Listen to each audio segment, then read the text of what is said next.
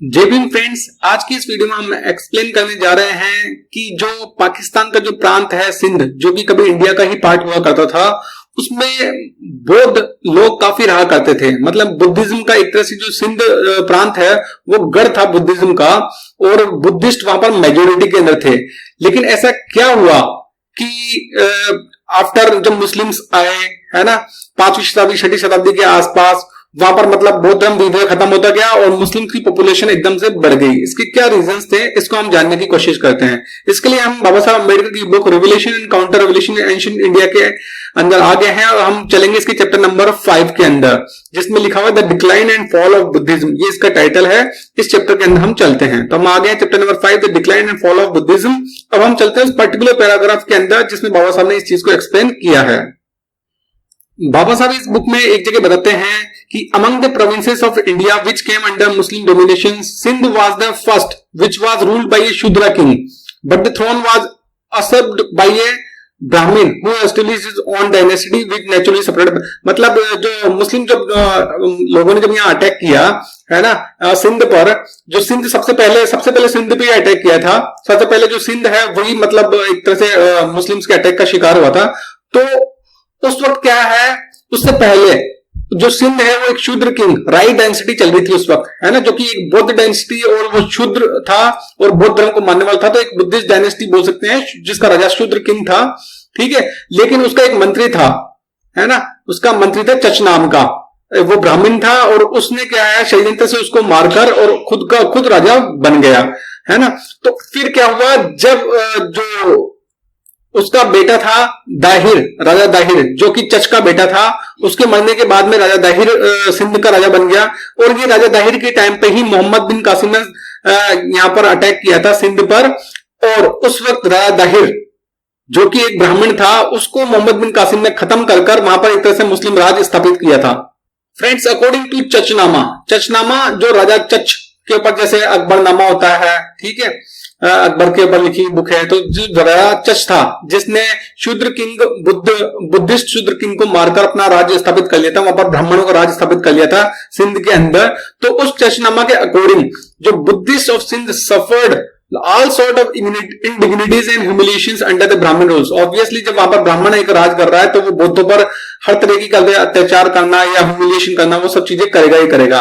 यहाँ पर फ्रेंड्स मैं एक फैक्ट बताना चाह रहा हूं कि जब भी इंडिया में बौद्धों ने राज किया है, ठीक है, जिस भी स्टेट का राजा बुद्धिस्ट रहा है, उसने कभी भी किसी भी धर्म के खिलाफ, मतलब किसी धर्म के मानने वालों के खिलाफ कोई उनका मतलब अत्याचार नहीं किया, है ना, कभी उन पर कोई अत्याचार नहीं किया। और स्पेशली जो ब्राह्मण थे, है ना, उन पर कभी ऐसा किसी भी बौद्ध राजा के राज्य के अंदर कोई उन पर किसी प्रकार का अत्याचार नहीं हुआ है। लेकिन अगर ब्राह्मण राजा बन गया तो फिर उसने जो बौद्ध लोग हैं उन पर अत्याचार किए ही किए हैं। तो यही चीज यहां सिंध में हुई, जब ब्राह्मण राजा चच वो बन गया वहां का राजा, शूद्र किंग, बौद्ध किंग राइट डायनेस्टी को खत्म करके खुद राजा बन गया, तो उसने बौद्ध पर वहां पर खुद अत्याचार किए। अब जब ब्राह्मणों द्वारा वहां पर खुद अत्याचार किए जाने लगे बौद्धों पर, तो जब अरब्स ने सिंध को इन्वेड किया, अरब्स ने हमला किया सिंध पर, तो बुद्धिस्ट ने फिर अरब्स को सपोर्ट किया। ऑब्वियसली जब आपका जो राजा है वो आप पर अत्याचार कर रहा है, तो बाहर से कोई अगर आकर उस राजा को हटाता है तो ऑब्वियसली आप उसको सपोर्ट करोगे, है ना। तो बुद्धिस्ट ने यहाँ पर जो अरब्स है उनको सपोर्ट किया। लेकिन फिर आगे जब दाहिर को मारा गया मुस्लिम से लड़ाई में, और वहां पर एक मुस्लिम गवर्नमेंट बनी, है ना, तो मुस्लिम गवर्नमेंट बनी, तो हुआ ये कि जो मुस्लिम गवर्नमेंट बनी उन्होंने क्या है उस सिंध का जो स्टेटस को है ना वो मेंटेन रखा। मतलब उन्होंने अपनी एक पॉलिटिकल गवर्नमेंट बना ली, लेकिन अंदर के जो मामले है ना उनमें किसी प्रकार का कोई इंटरफेयर नहीं किया। तो उससे हुआ ये कि जो बुद्धिस्ट लोग हैं जिन्होंने अरब्स को सपोर्ट किया था, मुस्लिम्स को सपोर्ट किया था, है ना, उनका सपोर्ट करने के बावजूद हिंदूज को ज्यादा प्रेफरेंस, मुस्लिम वो ब्राह्मण धर्म के मानने वाले लोगों को ज्यादा प्रेफरेंशियल ट्रीटमेंट मिल रहा था बौद्धों के बजाय, है ना। अब मतलब बुद्धिस्ट लोगों ने सपोर्ट किया मुस्लिम्स को वहां पर, लेकिन फिर भी उसके बावजूद जो मुस्लिम्स हैं वो हिंदूज को ज्यादा प्रेफरेंशियल ट्रीटमेंट दे रहे हैं, हिंदूज को ज्यादा मतलब एक तरह से बोले ना कि भी ज्यादा भाव दे रहे हैं। तो फिर ये बुद्धिस्ट के लिए थोड़ा सा मतलब बड़ी ही एक डिफिकल्टी वाली बात हो गई, बड़ी ही खराब बात हो गई कि यार हमको अब भी मतलब इस्लाम है, यहाँ पर मुस्लिम का एडमिनिस्ट्रेशन है, उसके बावजूद हमको ब्राह्मणों के बराबर दर्जा नहीं मिल रहा है। तो फिर बुद्धिस्ट के पास में कोई ऑप्शन बचा ही नहीं, उनके पास में एक ही ऑप्शन बचा कि वो बौद्ध धर्म से इस्लाम धर्म में कन्वर्ट हो जाए, तभी उनको एक ना इक्वल स्टेटस मिल पाएगा, अदरवाइज वो यहाँ पर एक सेकंड क्लास सिटीजन बन के रह जाएंगे, है ना। इसी कारण से फिर वहां पर बुद्धिस्ट ने इस्लाम धर्म अपनाया लार्ज नंबर्स के अंदर, बहुत ही बड़े नंबर के अंदर। यहाँ पर बाबा साहब लिखते हैं, the only way out of this difficulties was to accept Islam because the converts were entitled to all the privileges reserved for the ruling classes. और रूलिंग क्लासेस वहां मुस्लिम्स थी, तो अगर बुद्धिस्ट मुस्लिम बन जाते हैं तो उनको भी वही सारे प्रिविलेज मिलेंगे, है ना। तो इसलिए वो कन्वर्ट कर गए वहां पर। So the Buddhist of Sindh joined the Muslim fold in large numbers, ठीक है। इसी कारण से वहां पर जो सिंध के जो बुद्ध थे वो मुस्लिम बन गए काफी लार्ज नंबर्स के अंदर। तो अगर हम देखें तो सिंध में जो आज मुस्लिम्स हैं उनकी एंसेस्ट्री एक्चुअली बुद्धिज्म की है। वो बुद्धिस्ट लोग थे, काफी संख्या के अंदर वो मेजोरिटी जो सिंधी लोग हैं, मेजोरिटी जो सिंध के जो लोग हैं वो बुद्धिस्ट ही थे।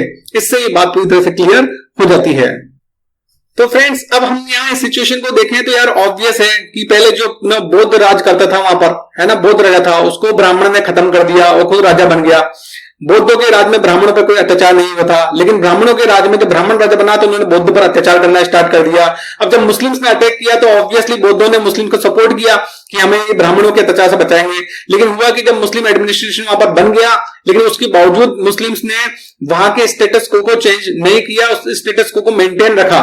मतलब हिंदूज को जो प्रेफरेंशियल ट्रीटमेंट मिल रहा था वो मिलता रहा, और बुद्धिस्ट लोग हैं वो एक तरह से सेकंड क्लास सिटीजन बन के रह गए। तो इसी चीज सेकंड क्लास सिटीजनशिप, इस चीज से बचने के लिए बुद्धिस्ट लोगों ने इस्लाम धर्म अपनाया, है ना। इसी कारण से वहां पर सिंध के में लार्ज नंबर्स के अंदर, बहुत ही बड़ी संख्या के अंदर बुद्धिस्ट लोगों ने इस्लाम धर्म अपनाया। तो इसमें कोई देखा जाए तो कोई गलत बात नहीं थी। उनके पास ऑप्शन कुछ बचा ही नहीं था, है ना। या तो सेकंड क्लास सिटीजन बन के रहो, बिल्कुल लोअर क्लास बन के रहो, और अगर आपको ऑप्शन मिल रहा है मुस्लिम बन के आप एक तरह से रूलिंग क्लास के बराबर हो सकते हो तो आप मुस्लिम बन गए, है ना। तो वो बुद्धिस्ट लोगों ने ये किया, इस्लाम धर्म अपनाया, और वो एक तरह से सोशल स्टेटस उनका रूलिंग क्लास के बराबर हो गया।